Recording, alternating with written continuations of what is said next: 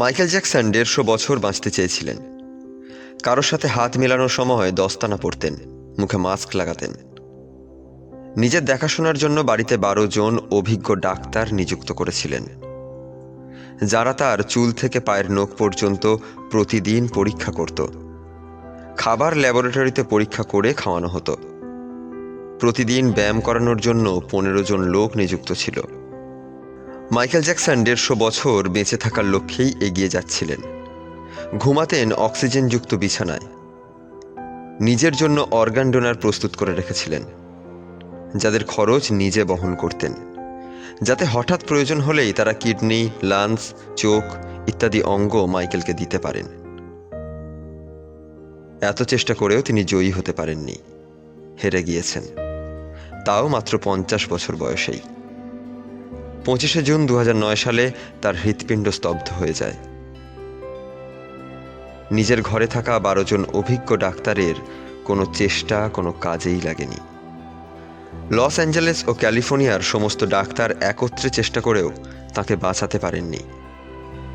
জীবনের শেষ ২৫ বছর ডাক্তারের পরামর্শ ছাড়া এক পাও চলতেন না। যিনি নিজেকে ১৫০ বছর বাঁচিয়ে রাখার স্বপ্ন দেখতেন, তার স্বপ্ন অধরাই থেকে গিয়েছিল। মাইকেল জ্যাকসনের অন্তিম যাত্রায় 2.5 মিলিয়ন লোক খবর দেখেছিলেন, যেটা পৃথিবীর ইতিহাসে সবচেয়ে বড় লাইভ টেলিকাস্ট। তার মৃত্যুর দিন অর্থাৎ ২৫শে জুন ২০০৯ সালে 3.15 মিনিট উইকিপিডিয়া, টুইটার এবং AOL এর ইনস্ট্যান্ট মেসেঞ্জার বন্ধ হয়ে গিয়েছিল। গুগলে ৮ লাখ লোক একসাথে মাইকেল জ্যাকসনকে সার্চ করেছিল। অতিরিক্ত সার্চের কারণে গুগলে ট্রাফিক জ্যাম হয়ে গিয়েছিল। প্রায় ২.৫ ঘন্টা গুগল কাজ করেনি। মৃত্যুকে চ্যালেঞ্জ জানাতে গিয়ে নিজেই সেই চ্যালেঞ্জের কাছে হেরে গিয়েছিলেন। সাজানো পৃথিবীর সাজানো মায়াবী জীবন ফেলে স্বাভাবিক মৃত্যুর বদলে সাজানো মৃত্যুকেই আলিঙ্গন করেছিলেন। এটাই নিয়ম। কিসের অহংকার, কিসের গর্ব? ২ দিনের এই জীবনে একদিন শূন্য হাতে খালি পায়ে পৌঁছে যাব মৃত্যুর কাছে। এবার একটু ভেবে দেখা যাক। ১. দামি বাড়ি, গাড়ি ও বিলাসবহুল বিয়ে দেখিয়ে কাকে আমরা ইমপ্রেস করছি? ২. আমাদের কি মনে আছে ২ দিন আগে কারো বিয়েতে কি কি খেয়েছিলাম? ৩. জীবনে প্রতিটি মুহূর্তে কেন আমরা পশুর মতো খেটে যাচ্ছি? ৪. আগামী কত প্রজন্মের জন্য খাওয়া দাওয়া ও লালন পালনের ব্যবস্থা করে যাব? ৫. আমাদের অধিকাংশ মানুষেরই ২টি করে সন্তান, কারো আবার ১টি।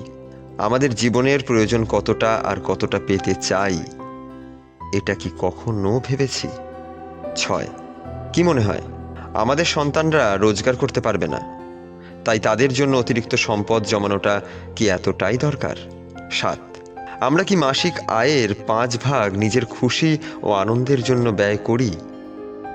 আমরা অর্থ উপার্জনের সাথে সাথে জীবনের আনন্দ খুঁজে পাচ্ছি? উত্তর হবে না, না এবং না। ভাবতে ভাবতে হয়তো আমাদের অনিদ্রা কিংবা হার্ট ব্লক হয়ে যাবে। নিজের আনন্দের জন্য আমাদের সময় ব্যয় করা উচিত। ধনী হওয়া অপরাধ নয়, কেবল অর্থের জন্যই ধনী হওয়া অপরাধ। জীবনকে নিয়ন্ত্রণ করা উচিত, না হলে জীবন একদিন আমাকে আপনাকে নিয়ন্ত্রণ করবে। আমাদের ভিডিওগুলো ভালো লাগলে আমাদের ফেসবুক পেজ মাত্রাহীন লাইক দিতে পারেন এবং আমাদের ইউটিউব চ্যানেল মাত্রাহীন সাবস্ক্রাইব করতে পারেন।